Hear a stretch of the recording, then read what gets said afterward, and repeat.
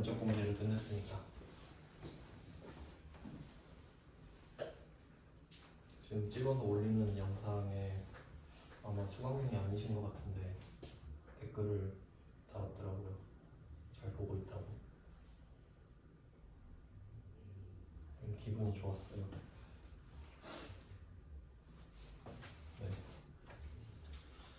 그럼 물적 공제 보겠습니다.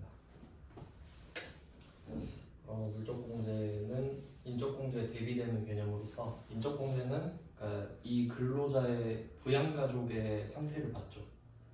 상태라고 하는 건 나이랑 소득을 본 거고, 그다음에 물적 공제는 이제 소비 얼마나 소비를 했느냐입니다. 물적 공제니까. 그럼 이걸 포함해서 할 수 있는 게 카드는 앞에서 간단하게 설명드렸죠. 얼마 써서 얼마 세액공제 받는다. 그다음에 보장성 보험료, 의료비, 교육비, 기부금 이렇게 가는데, 이것도 책 보면 되게 복잡한데 시험에 나오는 거 위주로만 정리를 좀 해드리겠습니다. 일단 5개가 있거든요. 그 관계를 좀 먼저 설정을 하겠습니다. 정확한 명칭은 신용카드 등 사용금액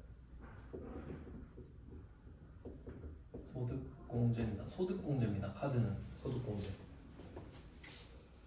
그래서 그 소득공제가 되는 금액이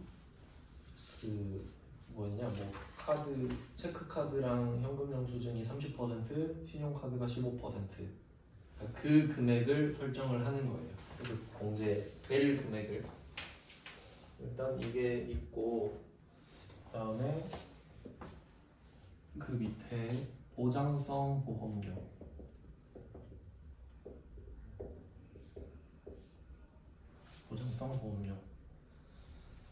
그리고 의료비, 교육비, 기부금입니다. 총 5개 항목인데, 그러면 여기서 신용카드 같은 경우는 소득공제고요. 그리고 이 밑에 4개는 특별세액공제라고 합니다.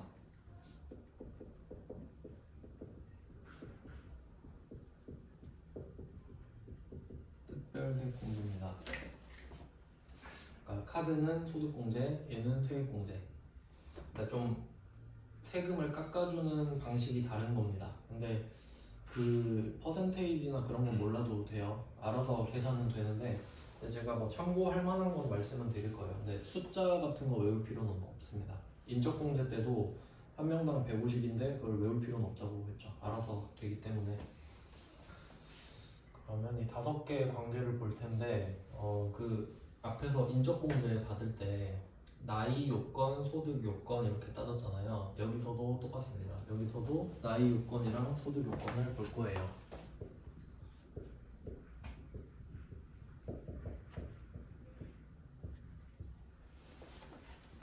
나이 요건, 소득 요건. 인적공제 때도 말씀을 드렸는데, 이제 둘 중에 중요한 건 소득 요건이에요. 당연하죠. 이건 어쩔 수 없는 겁니다. 왜냐면 인적공제는 당연히 그 사람 돈이 없어야 됐잖아요. 근데 그 나이는 그냥 참고사항이고 약간 태클을 거는 정도죠. 안 해주니까 한 개 더, 안 해주고 싶으니까 한 개를 더 걸어놓은 건데, 여기서는 이걸 충족을 해야 되는지 안 해도 되는지 볼게요. 일단 외우는 방법은 이 5개 중에 보험료부터 봤을 때, 이 보험료는 나이 요건이랑 소득 요건을 다 따져야 됩니다. 둘 다. 충족을 해야 된다는 소리예요. 충족을 해야 된다. 그러니까 이거 메모할 때 잘 하셔야 되죠. 그냥 나중에 동그라미 쳐놓으면 동그라미가 무슨 뜻인지 몰라요. 그러니까 보장성 보험료를 내가 냈는데, 그러니까 대표적인 게 자동차 보험이죠. 자동차 보험을 냈는데 그 보험을 낸 거에 대해서 나이 요건과 소득 요건을 본대요. 그 2개를 다 충족을 시켜야만 그 보험료 낸 거에 대해서 세액공제를 해주겠다는 뜻입니다. 그러니까 결론은 뭐냐면 까다롭다. 보험료 공제 받기 참 더럽게 힘드네. 약간 이런 느낌을 받으셔야 돼요. 까다롭다. 그래서 저는 이거 외울 때 어떻게 했냐면, 실제로 그 뭐 자동차 보험 같은 경우는 사고가 딱 나버리니까 그냥 그 보장이 바로 되는데, 예를 들어 뭐 화재 보험 같은 거라고 한번 예를 들어보면, 내가 뭐 공장 건물에 화재 보험을 들었다, 불이 나서 불렀어요, 저 보험금 신청할게요 하면은 조사관이 나와서 네가 방화를 한 건 아닌지 그런 거 보죠. 그냥 보험 사기도 있으니까. 일부러 불내가지고 돈 더 받을 수도 있잖아요. 그러니까 그런 거 방지하려고 조사관 나와서 막 까다롭게 굴잖아요. 그러니까 보험금을 타기가 힘드니까 보험료 공제도 받기 힘들다. 저는 그냥 그렇게 외웠거든요. 그리고 이제 명칭으로는 보험료는 우리가 납입하는 금액이에요. 매달. 그 1년치를 보통 한 번에 내죠. 그럼 보험료는 우리가 내는 거고, 보험금은 사고가 났을 때 받는 거입니다. 그러니까 명칭이 달라요. 보험료는 내는 거고 보험금은 받는 거. 자, 그래서 여기서 보장성 보험료는 까다롭다. 그 다음에 그 밑에 의료비로 가요. 의료비는 그 병원에서 치료받은 돈이라고 보시면 되는데, 의료비는 좀 쿨합니다. 얘는 아무것도 안 봐요. 나이 요건 필요 없고 소득 요건 필요 없다, 이렇게 가거든요. 그러니까 이 둘이 대비되기 때문에 얘네들로 가닥을 잡으시는 게 좋아요. 그러니까 방향성을 항상 보셔야 돼요. 세법 공부할 때는 그 의미 부여를 하시는 게 좋아요. 그러니까 이게 좋다 나쁘다까지. 그냥 OX보다는, 그럼 보장성 보험료는 나쁘다예요, 우리 입장에서. 더럽게 안 해주니까 받기가 힘들잖아요. 근데 의료비는 요건이 없다 그랬죠. 그럼 이 말은 그냥 해준다는 소리야. 의료비 냈어? 그럼 해줄게. 이렇게 되는 겁니다. 그러니까 이건 좋은 거지, 우리한테. 이런 느낌으로 같이 기억을 하세요. 자, 그럼 두 개는 딱 가닥을 잡았죠. 그리고 나머지는 소득만 봅니다.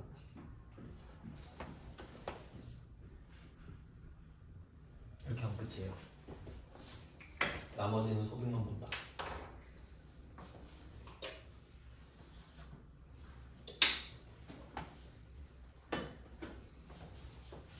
일단 뭐 결과는 그래요. 그러니까 사실 나이는 안 중요하잖아요.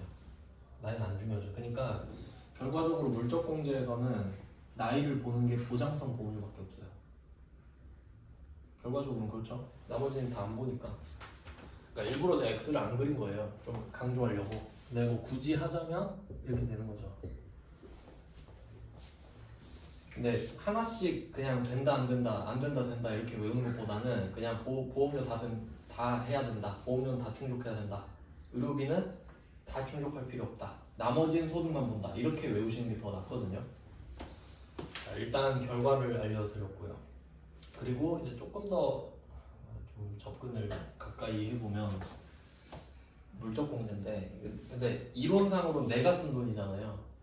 근데 이게 물적공제랑도 인적공제랑도 살짝 섞여 있거든요. 그러니까 내 부양가족이 쓴 것도 있을 수 있잖아. 그러니까 어디까지 되는가인데, 그러니까 그 부양가족이랑 범위를 같이 한다고 보셔도 되는데, 이제 하나씩 좀 따져볼게요. 카드부터.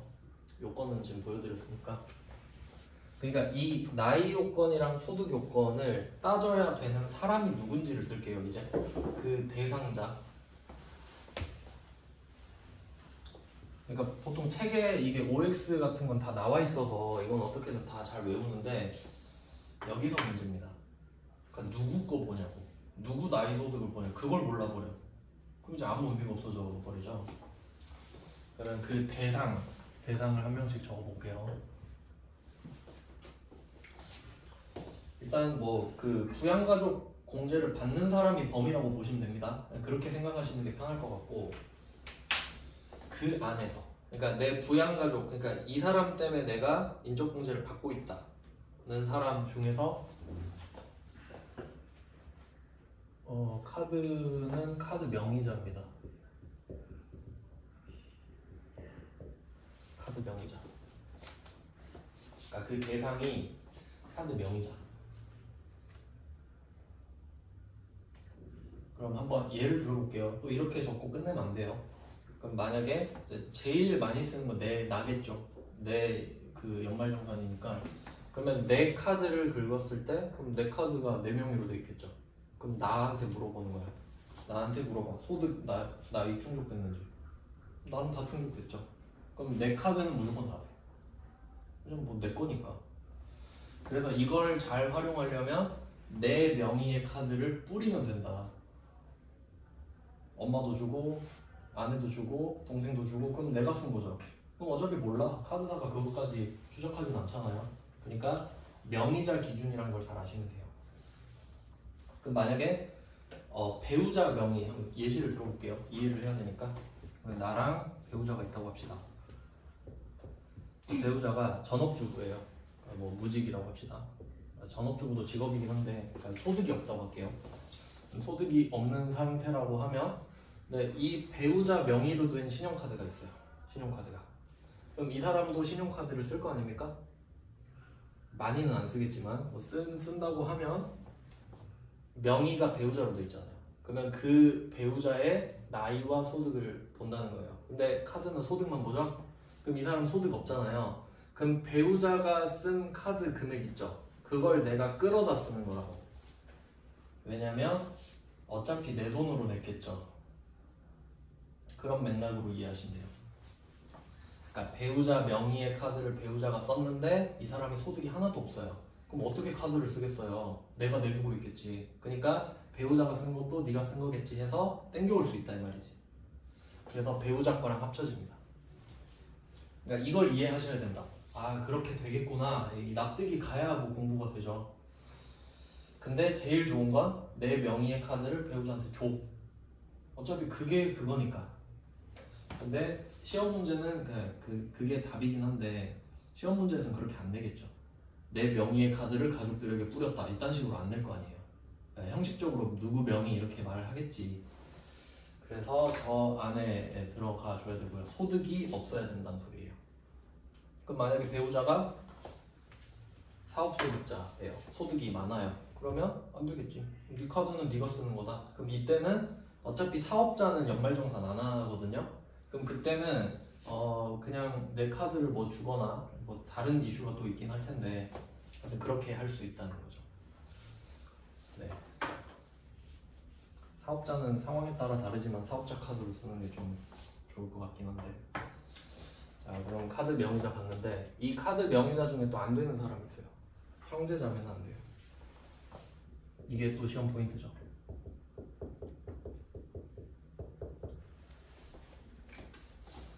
그러니까 형제 자매 명의로 된 거는 써봤자 아무 소용이 없다 이렇게 되거든요. 그러니까 이거를 기억하실 때 같이 기억하셔야 되는 거예요. 형제 자매 명의로 된 거는 백날 첫날 써봤자 내가 공제를 못 받잖아요. 그러니까 실제 상황을 한번 들어볼게요. 만약에 그렇다 쳐볼게요. 내 동생이 만약에 고등학생이 있다고 할게요. 고등학생 동생. 그래서 내가 그냥 체크카드를 얘가 동생이 쓰니까 그 체크카드로 입금을 해줘요. 뭐 한 달에 뭐 50만 원씩 준다고 할게요. 그럼 얘는 그 체크카드 본인 명의로 된 걸 쓰겠죠. 근데 실제로 내 돈으로 쓰는 거잖아요. 근데 내가 쓴 걸로 인정을 못 받는다고. 형제자매의 명의이기 때문에.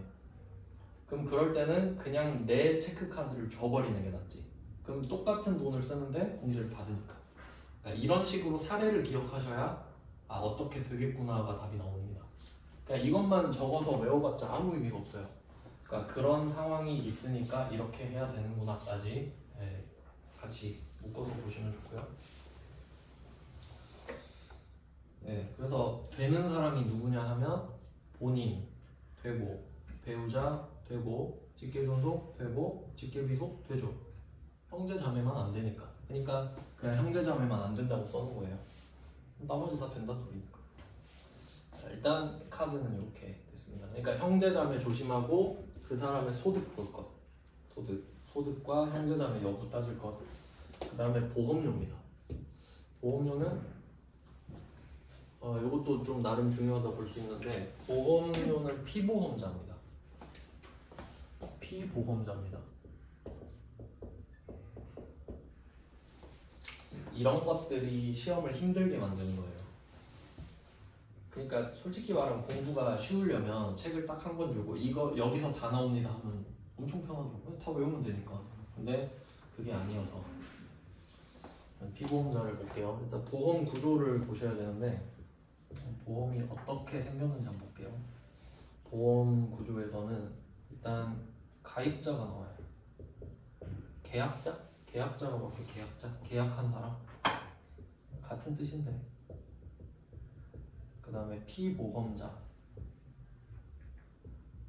그리고 수익자 이런 식으로 있거든요. 이렇게 세 개 있어요. 그러면 예를 들어 봅시다. 자동차 보험이 제일 만만하니까, 자동차 보험은 뭐 필수 보험이니까 강제 보험이죠. 그러면 내 명의로 자동차 보험을 든다고 할게요. 그게 일반적이죠. 그럼 계약자 나예요. 그럼 피보험자는 나예요. 이 말은 뭐냐면 계약자는 계약을 해서 돈을 내는 사람입니다. 그럼 내가 돈 내야 되겠죠.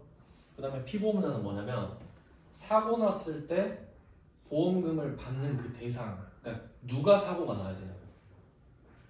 그러니까 정확히 말하면 여기서 피보험은 자동차죠. 피보험물이라고 하겠죠. 근데 사람도 이렇게 겸사겸사 되잖아요. 그러니까 운전자 보험 따로 있는 거 아시죠? 운전자 보험은 그런 거예요. 내가 만약에 막 스쿨존에서 애를 쳤다. 그럼 이제 형사 사건으로 가잖아요. 그럼 그때 변호사 비용 들 거 아니에요. 내 형량 줄여야 되니까. 그럼 그때 그 변호사 비용 나오는 게 운전자 보험이거든요. 그러니까 그거는 정확히 내가 피보험자 맞고, 근데 자동차 보험은 제가 뭐 보험을 잘은 모르지만 정확하게 말하면 그 피보험 대상은 자동차죠. 자동차 보험이니까. 하여튼 뭐 그런 거예요. 그냥 나라고 할게요. 저는 제 거 보험에 아빠 이름도 같이 넣어줬거든요. 그러면 아빠가 사고 나도 보장받죠. 뭐 그런 게 피보험자. 그러니까 이게 중요하다는 말이에요. 왜냐면 계약자는 나일 확률이 높아요. 지금 물적 공제하잖아요. 그러니까 내 돈으로 냈으니까 이야기하는 거 아니에요? 그러니까 이게 당연히 내 돈으로 내야 공제받잖아요. 그러니까 아빠 돈으로 냈는데 내가 공제받고 그건 이상하잖아요. 그러니까 계약자는 그냥 나로 나온다고 보시면 돼요. 그러니까 이건 본인 간주예요. 그냥 아니어도 상관없긴 한데, 그러니까 이건 상관이 없지. 돈 누가 내냐? 상관없고 내가 내겠죠. 근데 피보험자는 내가 내 이름으로 하는 게 가장 일반적이겠지만 내가 자녀 보험 들어줄 수 있죠.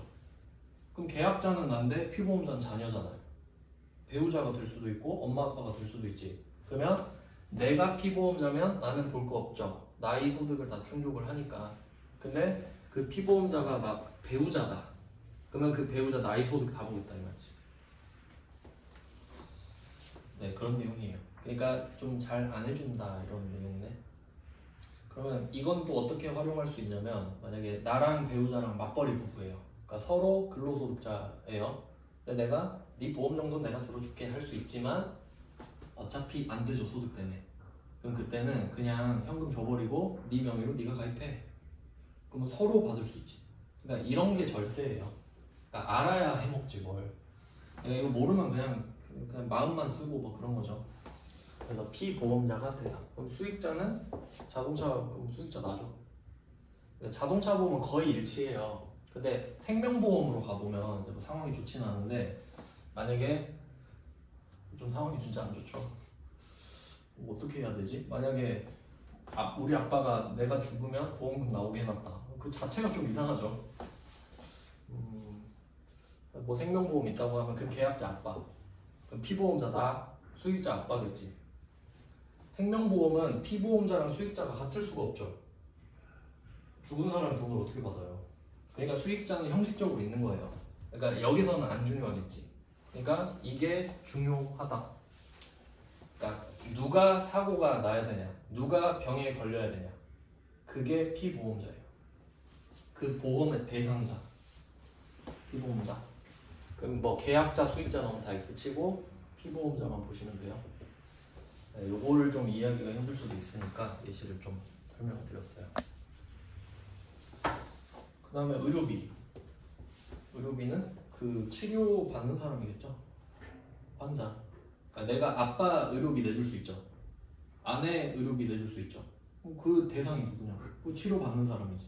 이건 뭐 안 어려우니까. 교육비 마찬가지죠. 내가 교육비 내줄 수 있죠. 자녀. 그럼 그 자녀죠. 그 대상이에요. 그러니까 이 밑에는 그냥 헷갈릴 게 전혀 없어요. 그럼 누가 치료 받았냐, 누가 학교 다니냐, 누가 기부했냐 이렇게 하니까.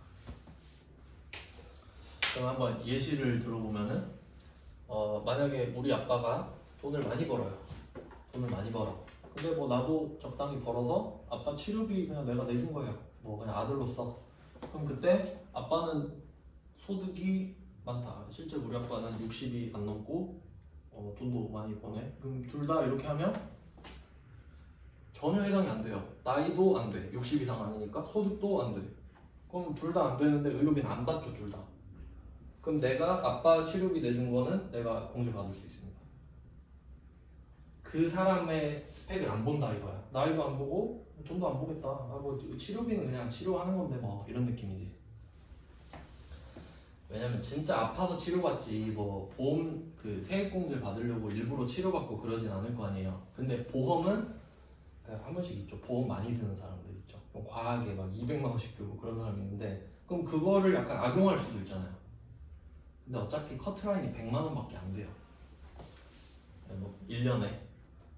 그러니까 내가 보험료가 100만 원 한 달에 내고 있어도 1200이잖아요. 근데 커트라인이 100이야. 그럼 1100은 그냥 날라갑니다. 이런 걸 알고 있어야 적절한 좀 재무 계획도 세울 수 있고 그래요. 의료비는 뭐 그렇고, 그러니까 나이 소득을 안 보니까 편합니다. 그 다음에 교육비. 교육비는 만약에 보통 그 자녀 교육비를 많이 내주잖아요, 일반적으로. 근데 알고 보니까 고등학생 아들이 아형 모델이다. 뭐 그럴 수 있죠. 그럼 나보다 돈을 막 더 많이 번다 하면 소득을 본다 그랬죠 아까. 그럼 아들의 소득이 많은데 내가 아들 학비를 내주고 있잖아요. 그럼 걔는 소득이 많으니까 안 해준다 이 말이지. 왜냐면 걔가 소득이 많으니까 지 돈으로 다니면 되잖아요. 근데 뭐 굳이 네가 내주고 세액공제를 받냐 이거지. 그런 의미로 소득을 본다는 거예요. 제가 보험료는 둘 다 보고 의료비는 둘 다 안 보고 나머지는 소득만 본다 했죠. 그러니까 교육비는 본다는 거잖아. 그 학교 내가 학비 내주는 그 애의 소득을. 그럼 걔가 소득이 많으면 네가 왜 내줘? 이런 거지. 내주지 말라 이 말이에요. 그 다음에 기부금. 기부금도 예를 들어보면 만약에 뭐 내 자녀가 뭐 11조를 낸다 하면 얘는 소득이 없다고 할게요. 자녀가 소득이 없는데 11조를 내는 거예요. 막. 뭔 돈으로 내는지 모르겠네. 그럼 용돈으로 내겠죠? 그럼 그 돈은 내 주머니에서 나온 거겠지. 그럼 내가 기부한 게 돼요. 그러니까 그 기부자의 소득을 보는 거지. 그러니까 이 밑에는 안 어렵죠?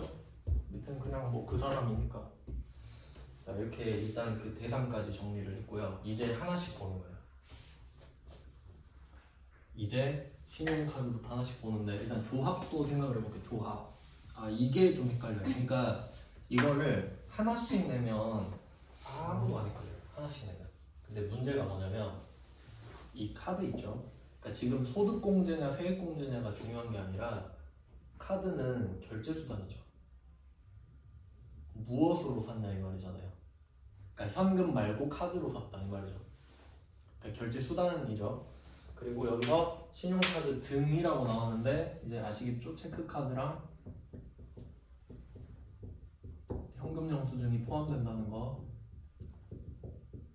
그 3종 세트인 거 아시죠? 부가가치세가 아니라 소득세로 넘어왔기 때문에 이제 퀄리티가 다릅니다. 신용카드랑 체크카드랑.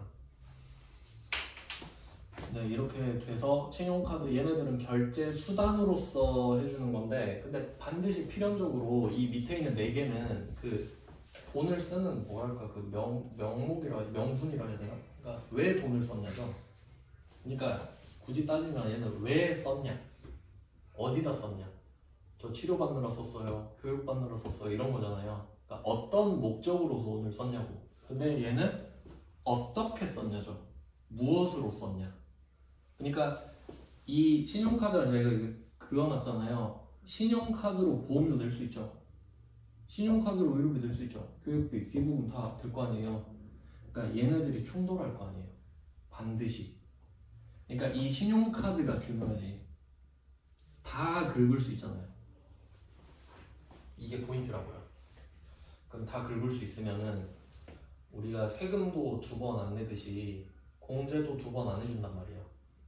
그러니까 예를 들어서 내가 의료비 1000만 원을 썼다고 할게요. 근데 의료비는 되는데 보험료로 할게요. 내가 보험료 200만 원을 카드 결제를 했다고 할게요. 그럼 보험료 200만 원 카드 결제를 했어요. 그러면 카드 200 썼다. 보험료 200 썼다. 이렇게 되죠. 그럼 둘 다 해줘? 국세청 입장에서 그건 아니지 않냐. 너 200만 원 한 번 썼지 2번 쓴 거 아니잖아. 이렇게 할 수 있죠. 그러니까 뭘로 해줄 거냐? 그게 문제겠죠. 자, 일단 비중은 우선순위는 아래쪽이 1번이라고 보시면 돼요. 그러니까 카드랑 다른 애들이 경합을 하잖아요. 그러면 아래쪽한테 우선순위를 준다고 보시면 돼요. 아래쪽 애들한테. 그럼 이 말은 보험료를 카드로 결제했다. 보험료를 카드로 결제하면 보험료는 공제를 받을 수도 있고 카드는 안 해줘요. 밑에가 우선순위 1번이니까. 그러니까 이게 어려운 거예요. 자, 그럼 몇 개 말씀을 드릴게요. 내가 보험료를 카드로 긁었어요. 그럼 돈은 한 번만 쓴 거 맞죠? 그러면 보험료 공제만 해줘요. 그럼 카드 공제는 아예 못 받아요. 자, 근데 만약에 내가 그 보험료가 배우자 보험료인데 배우자가 나이 소득이 안 되는 거야. 그러면 보험료를 냈는데 세액공제를 못 받겠죠. 그럼 둘 다 못 받는 거예요, 그냥. 보험료를 카드로 긁으면 카드는 이렇게 말해요. 야, 그럼 보험료 가서 이야기해. 난 안 해준다? 그럼 얘는 손 털고 나간 거야, 이미. 보험료란 이야기를 듣자마자 나는 절대 안 해줘 하고 가버렸어요. 카드는 이제 안 해줘, 이미. 그리고 이제 보험료 가서 이야기를 하래, 알아서. 근데 이때 배우자가 나이 소득이 안 돼요. 그럼 보험료 세액공제 못 받겠죠. 그럼 못 받고 끝난다고, 그냥. 근데 만약에 내 보험료다? 그럼 보험료 공제 받겠죠. 그럼 받고 끝나. 그러니까 카드는 이미 없어요. 카드는 이미 끝나버렸어. 얘네들이랑 경합을 안 하기 때문에. 이런 상태거든요. 그러니까 이 구조를 먼저 이해하셔야 되고, 시험을 어렵게 내고 싶으면 이 두 개를 경합시킬 확률이 있죠. 당연히 그렇게 해야 되겠죠. 그리고 이제 예외가 하나 있어요.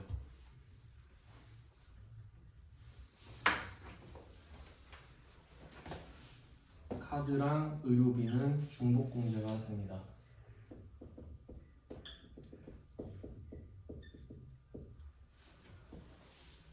얘만 중복공제가 됩니다. 공식적으로는.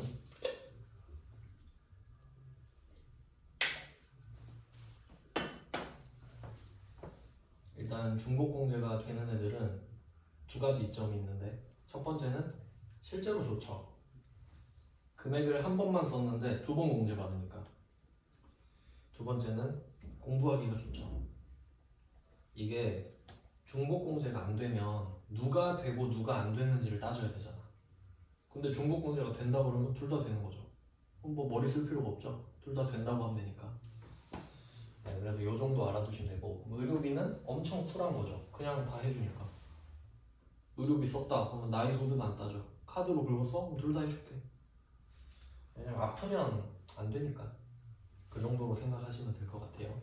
그러니까 보험료는 예방이고 의료비는 진짜 치료잖아요. 그러니까 좀 비중이 다르다고 생각하시면 될 것 같고. 그러면 이렇게 왁구를 먼저 잡아봤고요. 그러면 이제 하나씩 보면서 안 되는 상황을 또 볼 거예요. 또 다 되진 않을 거 아니야. 형제자매 안 됐듯이. 그러니까 형제자매는 카드의 명의자 때문에 안 되는 거였는데, 이제는 어디서 쓰는 건 안 된다 이런 게 또 있거든요. 또 다 되는 건 아니기 때문에. 그래서 카드부터 하나씩 보겠습니다.